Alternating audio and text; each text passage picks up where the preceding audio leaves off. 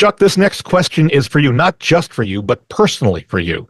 Oh, wow. Yeah. So Mickey, considering buying a condo, and he says he believes in this email, he says he once heard us talk about the fact that you purchased a condo, right? You're living in a condo now? Right.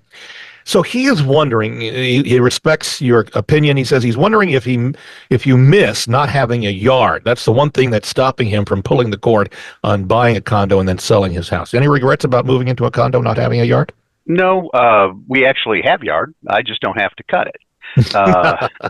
That's the big thing. There's plenty of grass around there. I'll go out on a Sunday afternoon sometimes, and we'll play a variety of a game called petanque. It's like bocce ball.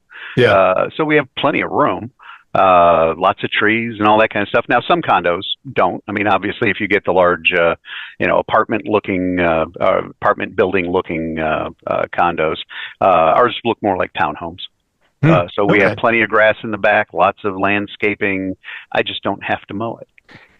LaDonna and I, wife LaDonna and I moved into a Norton Commons home. We bought one, and it has a big side yard, which is great for the two German Shepherds. But we were having problems not with not having a yard. It's a smaller yard, but it's with the droughts, we had brown grass, and so we just had irrigation put in this week. So irrigation system went in. LaDonna loves to pull weeds. I mean, she loves to clean. I mean, but she needs to come over because we do have weeds.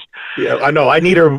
We need her at my place. But yeah, no, she's a weed pulling machine there. So this will help him with the extra weeds that'll come up because of the watering. So that'll work out all the way around next year. But I got to tell you, Bob, a lot of those homes in Norton Commons and other ones that are on smaller lots. Yeah.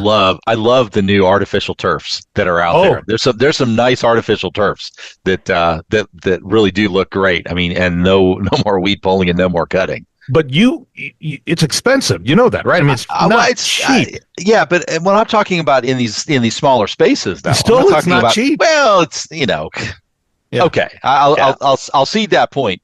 Yeah. I still love the look of it. No, I'm sorry. Artificial turf belongs in the back of a El Camino. That's all I got to say. Okay. All right. By the way, a very quick reminder that you can see a rebroadcast of this show by going to LouisvilleAnswers.com. Again, LouisvilleAnswers.com. And if you want to see some of our reviews, we actually videotape some of the people we've closed with at the closing table.